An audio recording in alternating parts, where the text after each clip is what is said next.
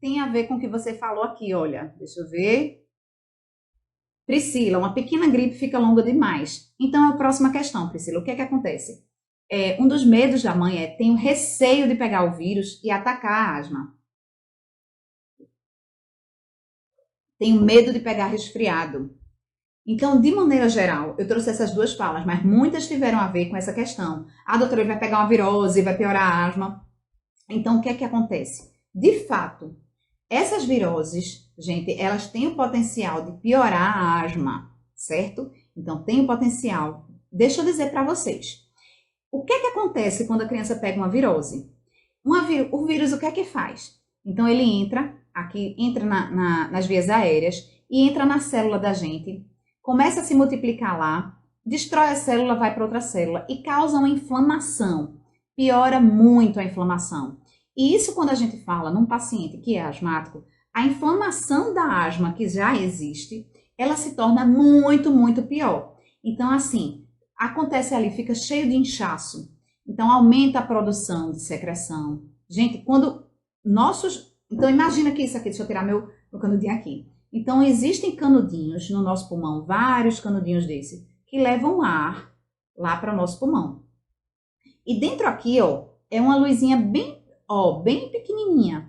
Então, imagina aqui, se dentro tem um tapetinho que a gente chama de mucosa.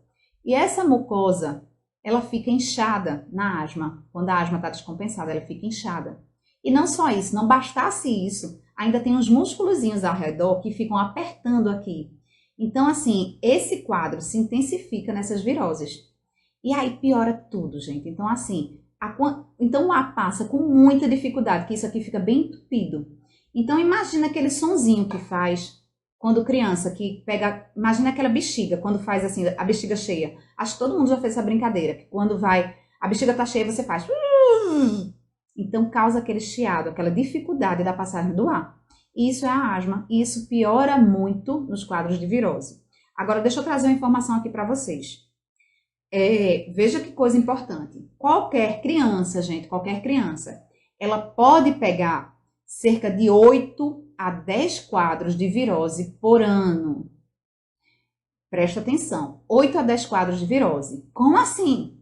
Olha só, 8 a 10 quadros de virose é quase um por mês. Agora, vamos pensar isso no paciente asmático. Então, não é simplesmente um quadro de uma virose. Então, aquilo ali pode piorar e muito os sintomas da asma.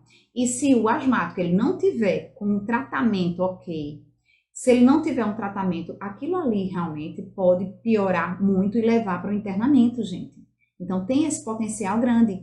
Então, um dos medos se refere a isso, porque os vírus são, de fato, um dos principais gatilhos que pioram os sintomas da asma. Então, isso é super importante. E aí, como é que você protege o seu filho?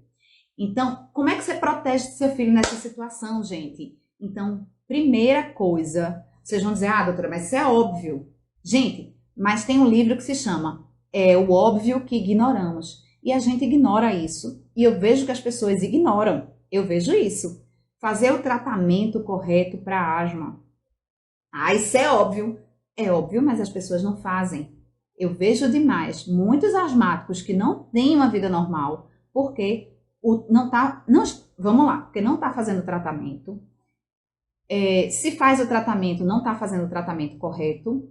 Se está fazendo o tratamento correto com as medicações bem indicadas, às vezes não está fazendo a técnica inalatória correta, porque não é só as medicações aqui, quando a gente fala de sistema respiratório, não é só passar e tchau. Precisa orientação de como fazer, né? Então, isso é super importante. Como fazer a medicação, gente? É extremamente importante. Então, esse é o óbvio que ignoramos. Então, para que você tenha mais segurança, para que seu asmático passe bem por esses momentos, então é fundamental que ele esteja fazendo. Vou dar exemplo aqui. Lembrei agora de uma pacientezinha minha que, gente, acontece, isso é demais, isso é rotina.